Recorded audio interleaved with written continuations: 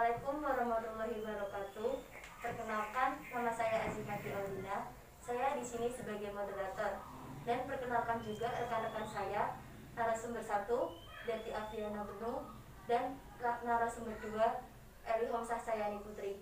Di sini kami akan membahas tentang exercise yang bisa dilakukan selama era new normal.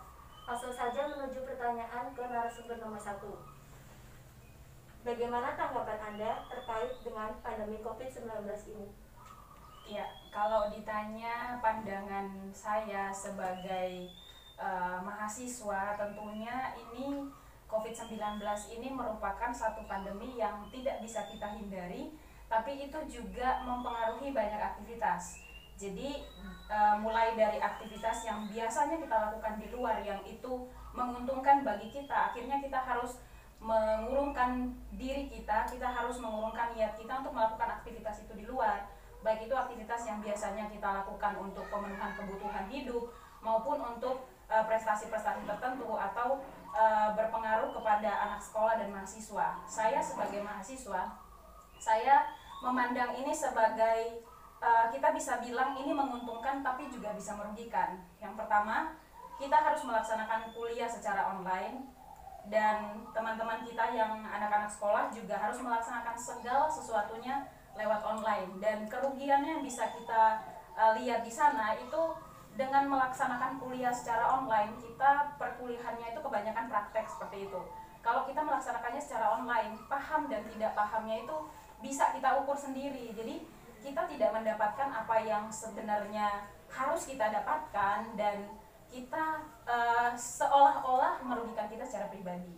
Tetapi positifnya adalah bahwa dengan kita mentaati pemerintah dan kita ada di rumah saja, kita dihimbau oleh pemerintah dan kita ada di rumah saja, maka kita membantu pemerintah untuk memutus penyebaran COVID-19 ini. Memang kita harus melihatnya ada untungnya tapi juga ada ruginya, seperti itu. Baik, memasuki pertanyaan kedua. Kan pemerintah saat ini sudah menetapkan era new normal ini ya. Terus bagaimana tanggapan Anda terkait dengan era new normal ini? Oke, jadi kalau berbicara tentang new normal berarti itu bukan sesuatu yang normal. Yang pertama, ditetapkannya era new normal ini berarti menurut pemahaman saya itu adalah memulai semua aktivitas dengan tatanan yang baru. Dalam arti mungkin seperti kita yang kuliah, kita memasuki new normal ini dengan kita kuliah itu tidak semua orang masuk ke dalam perkuliahan itu, tapi kita diberi jadwal. Kita tetap melaksanakan kuliah melalui online, tapi ada kebijakan new normal ini kita boleh melakukan offline hanya dalam waktu yang ditentukan dan dengan jumlah mahasiswa yang ditentukan. Dan kemudian seperti yang pertanyaan pertama, di new normal ini juga ada keuntungan dan kerugian. Mungkin kita berpikir bahwa keuntungannya adalah kita bisa keluar rumah.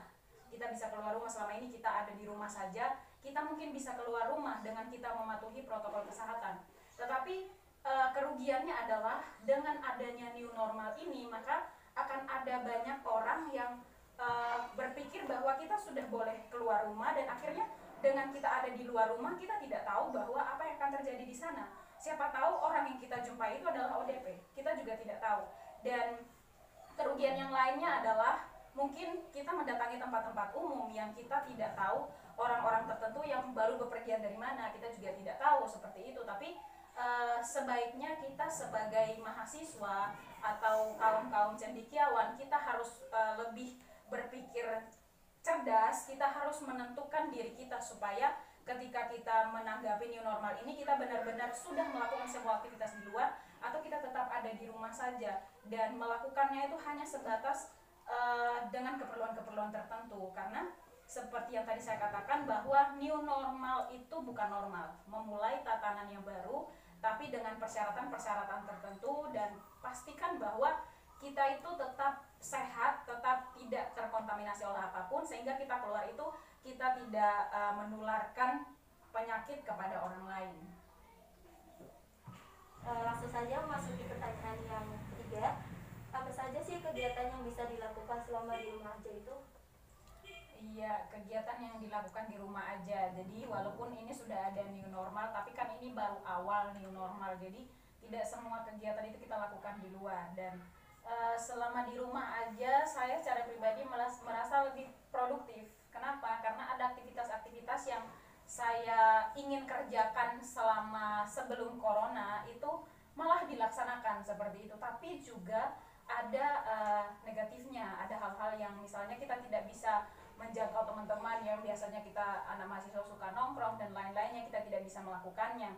Dan aktivitas yang saya lakukan di rumah itu biasanya makan, terus tidur, kemudian kuliah. Kuliah itu menjadi satu kewajiban juga, dan ada aktivitas lain, misalnya aktivitas tambahan saya bisa menulis buku, dan ada beberapa aktivitas yang seperti menjadi sebuah kebiasaan tapi sangat terbatas karena kita tidak bisa bersosialisasi dengan orang luar. Jadi aktivitas kita itu hanya ada di rumah, di kamar, dan itu aktivitas-aktivitas yang sebatas bisa dilakukan di rumah saja. Jadi nggak terlalu banyak diekspos, tapi kita memanfaatkan waktu sebaik mungkin sehingga kita tetap produktif.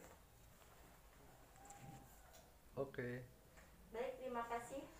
Untuk pertanyaan selanjutnya, kan tadi di rumah aja nih, itu ada nggak sih keluhan-keluhan yang ditimbulkan saat di rumah aja?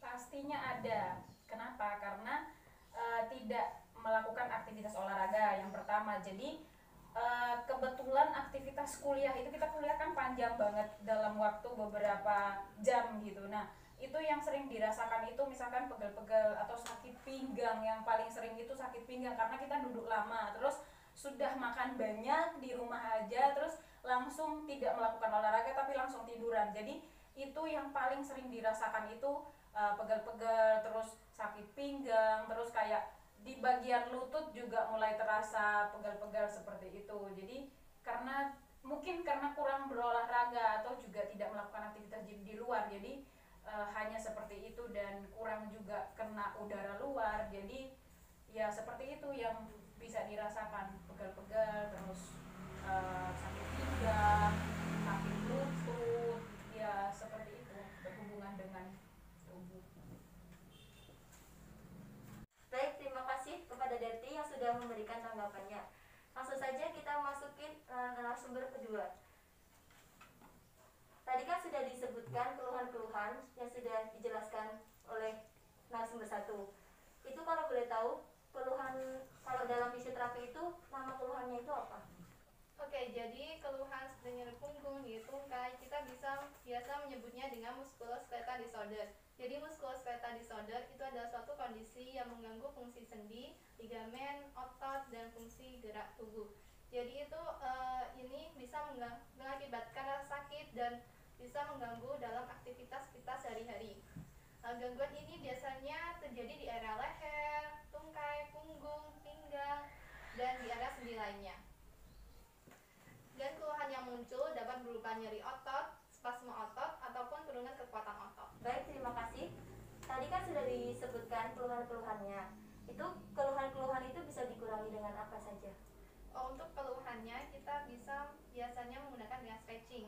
Jadi stretching ini itu berfungsi untuk meningkatkan fleksibilitas, mengurangi stres, meningkatkan metabolisme tubuh, memperbaiki postur tubuh, dan bisa mengurangi cedera. Dan stretching ini bisa dilakukan untuk semua regio pada tubuh kita, terutama pada bahu, punggung, ataupun lutut.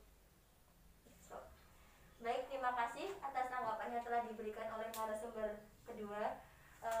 Setelah ini kami akan memberikan contoh exercise yang dapat dilakukan selama di rumah aja. Exercise yang kami sarankan untuk aktivitas di rumah aja, seperti yang sudah kami bahas, kami memberikan stretching. Dan di sini kami membagi aktivitasnya atau exercise-nya per bagian sendi atau per regio.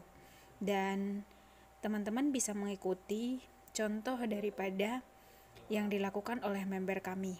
Setiap gerakan dapat dilakukan 1 kali 8 hitungan atau bisa diulangi sesuai dengan kebutuhan daripada teman-teman yang melakukan. Gerakan yang ini adalah untuk regio leher.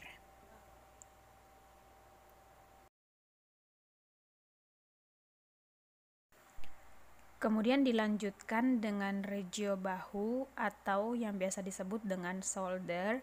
Gerakan-gerakannya bisa ditirukan seperti yang dipraktekkan oleh member kami. Setiap gerakan dapat dilakukan 1 kali 8 hitungan atau bisa lebih tergantung dari kebutuhan kita yang melakukannya.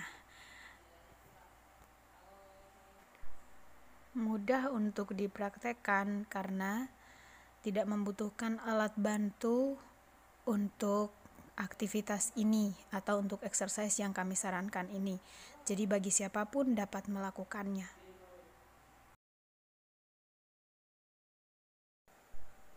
Selanjutnya adalah exercise pada punggung.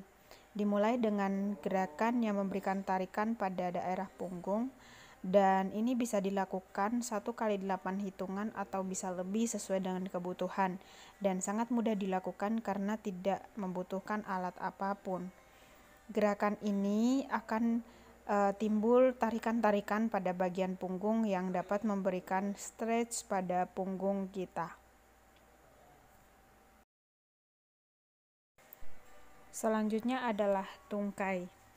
Pada tungkai kadang cukup sulit untuk dilakukan karena ini berkaitan dengan keseimbangan, tetapi disarankan untuk dilakukan secara bergantian, baik itu dimulai dari tungkai kanan dan dilanjutkan dengan tungkai kiri dengan hitungan yang sama 1 kali 8 hitungan, dan pada bagian tungkai atau di regio tungkai ini ada beberapa gerakan yang dapat dilakukan dengan membutuhkan alat bantu. Untuk lebih memaksimalkan gerakan, maka dibutuhkan alat bantu seperti alat-alat bantu yang ada di rumah, yaitu bisa menggunakan kursi, bisa juga menggunakan tembok, dan alat-alat yang ada di rumah, dan pastikan bahwa tungkai kita itu tertarik atau terstretch dengan baik sehingga kita mendapatkan hasil yang maksimal.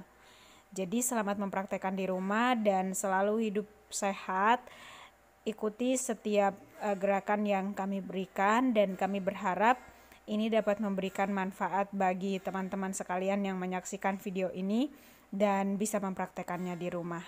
Demikian yang dapat kami berikan melalui exercise di video ini. Semoga ini bermanfaat bagi teman-teman sekalian.